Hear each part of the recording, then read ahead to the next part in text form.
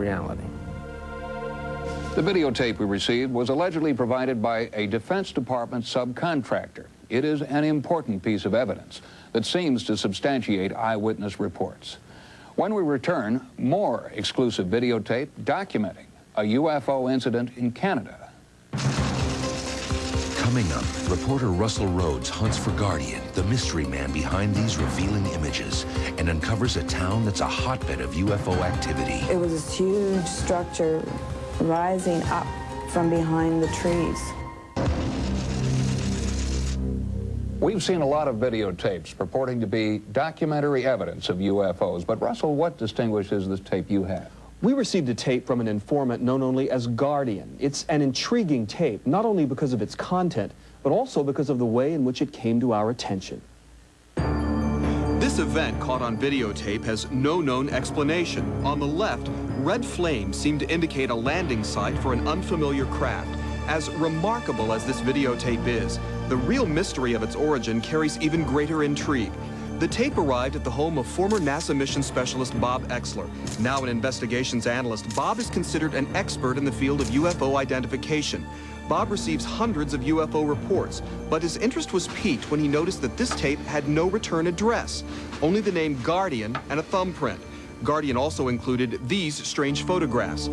According to Exler's research, the figures in the photos match eyewitness descriptions of extraterrestrial beings at other alleged UFO sites. Intrigued with the growing mystery, Bob took a closer look at the videotape. The images were compelling. I clearly got the impression that this was a real event happening in a field somewhere, as opposed to some kind of an orchestrated hoax of a model. It certainly was not a simple hoax. If it was a hoax involved, this was something of a very extraordinary, elaborate event. The package included documents with official Canadian letterheads. One of the reports described the activities of extraterrestrials here on Earth. Much of the information was blacked out, but the videotape was very detailed. There at least was enough information in the videotape to begin to conduct an investigation, as well as conduct a thorough video analysis. Bob sent the video to aeronautic analyst Dr. Bruce Maccabee, who subjected the images to exhaustive tests. This is an unusual video for the amount of detail that it shows. You can see a shape, which looks like what you might say is sort of a classic saucer shape, and you can actually see the top beacon, which is flashing, reflected off the surface. So this gives you the impression of a real three-dimensional object out there of some considerable size. I would say it's not a military craft. The military may have been involved in some way in this sighting, but I don't think they were responsible for the craft itself. It would indeed have been possible for the Canadian military or the U.S. military in connection with the Canadians to have tracked this object into the relative area. As I completed my preliminary video analysis, I was convinced that the case merited a full investigation, including a field investigation with an attempt to locate the site. One of the documents that Guardian provided with the video package was what appeared to be a scaled drawing of a map of an area that essentially confined the area where the landing might have taken place to within about 1 square mile. Using clues Guardian provided, Bob and his team traveled from Maryland to the site in Ottawa, Ontario, Canada. Remarkably, the area indicated was marked by a circular patch of destroyed vegetation. Covering the damaged plants was a thin layer of black ash. Samples of the ash went to the lab for analysis. The ash was thought to be residue from what may have been signal flares burning next to the craft. Signal flares can be traced by analyzing their formula. Dr. John Conklin explains about flares and flare compounds. I've prepared a standard red flare composition, which is based on strontium nitrate as the color donating source to the flame. We just burned 3 or 4 grams of a composition. The flames in the video would have had to have been several pounds of composition and would have left significant amounts, ounces and ounces of residue in the immediate vicinity of where the flame burned. We were unable to find even trace amounts of strontium, and that, again, puts another nail in the coffin against this being a military, human-type operation. At At this point, Bob's investigation came to a standstill. Guardian's identity was still a mystery. That's when I arranged to meet him in Ottawa and assist in the investigation. Several months had passed and the outside temperature had dropped to 40 degrees below zero. But Guardian's trail was still warm. As the crew readied our Jet Ranger executive, I wondered who Guardian would turn out to be. He appeared to be working from the inside. Could he be a government informant trying to make the public aware of what the military wants to keep secret? Bob instructed me to meet him in Carp, a small city 30 miles outside of Ottawa. From there, Bob directed the helicopter pilot to the field he believed was the UFO's landing site. Even though it was covered in snow, Bob was able to give me a good idea of the grand scale of this event. What is this Guardian doing to the community here? Well, you know, it's interesting that Guardian, trying to remain anonymous here, has managed to do something for the residents who have reported seeing these unusual objects around here, because he actually got the videotape. And the videotape allows everyone else to get a look at this, what is really a structured vehicle. We set up a field research office in the city of Carp. There, Bob brought me up to speed on all the information he had on the search for Guardian. The growing complexity of the investigation prompted me to recruit private investigator Bill Van Kralingen. If Guardian was indeed connected to the government in any way, he might be difficult to find. Bob gave Bill all his information on Guardian, and Bill went to work. We gave Bill the original envelope, postage stamp, and copies of the government forms that were included inside the Guardian package. Last was the fingerprint, but if Guardian didn't have a police record, we'd have to find a match ourselves. Bob and I went to local newspapers looking for eyewitness reports of the UFO landing. There were many documented sightings. UFO sightings are not that unusual, but what makes the Guardian case so interesting is this combination of high-quality video, the physical evidence, and also these remarkable eyewitness accounts. It took no time to gather a group of local townspeople who claimed to have witnessed the UFO event.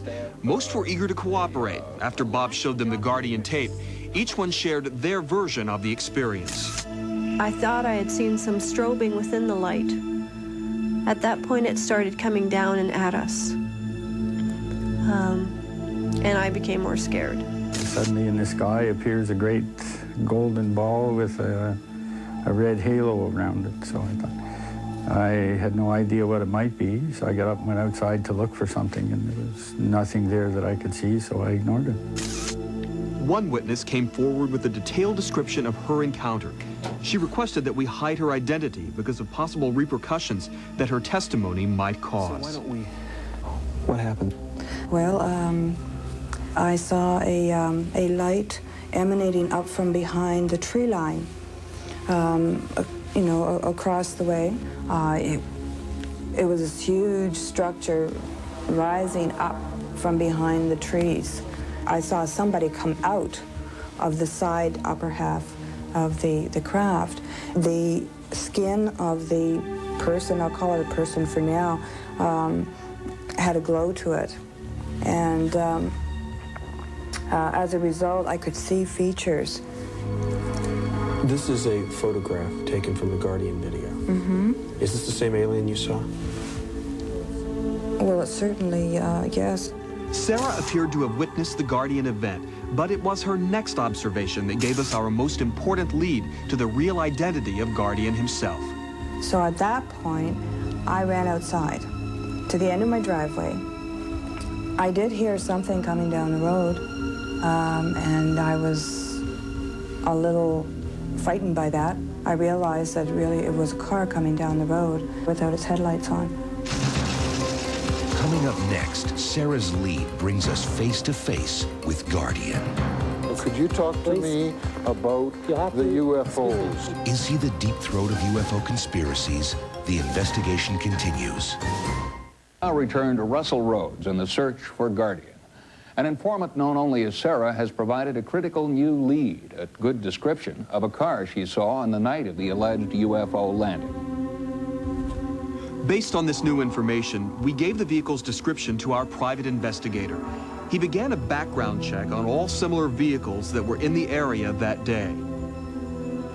To eliminate the possibility that Sarah was a part of a hoax, we asked her to submit to a lie detector test. Did you lie about seeing 2 aliens get out of a craft in front of your house in August 1991? No. The test is now complete. Remain still. Based on what you've seen here, Yes. what's your conclusion? My conclusion is Sarah is truthful. What she saw, or what she believes to have witnessed, took place, and she believes this in her own mind. Therefore, she was truthful on these charts. She was not fabricating the incident. Then the phone call came from Bill. He had a possible match on the vehicle after tailing the driver to a neighborhood church. He instructed us to meet him on a side street nearby, so as not to draw attention. Okay, which is the best way to come in on the church then? Come in past the church on the school side and you'll come straight on to us. 10-4. Having located a potential target, we began our surveillance. See the vehicle down at the back where that gray window van on your left? 10-4.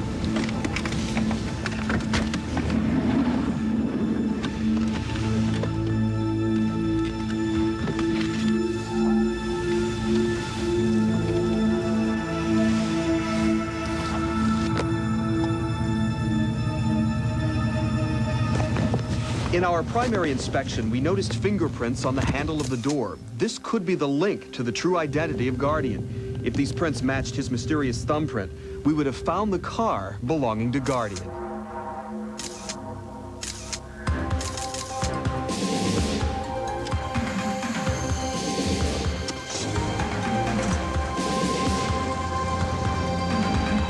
Guardian suspect immediately jumped into his car and fled.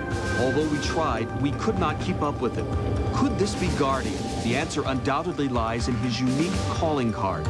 Unfortunately, we were unable to get prints off of the photograph, and the sub-zero temperature prevented us from using fingerprint tape.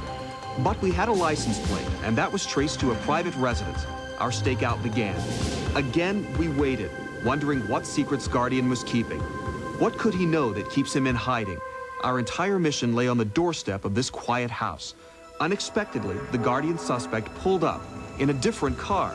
Our PI went to work.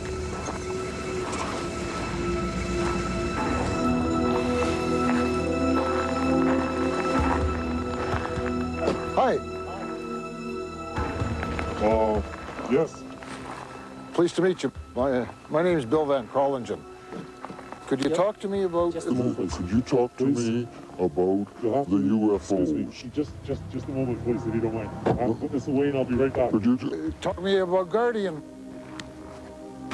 Could you talk to me? The man we believed to be Guardian refused to speak to us. Almost in a panic, he raced off on foot. Bill attempted to follow.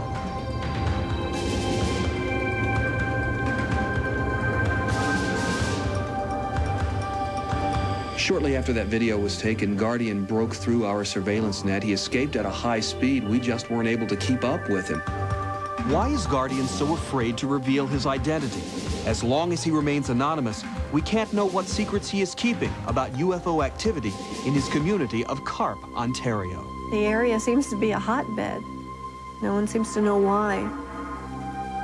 But there have been sightings, constantly for the last few years, and it seems to be escalating.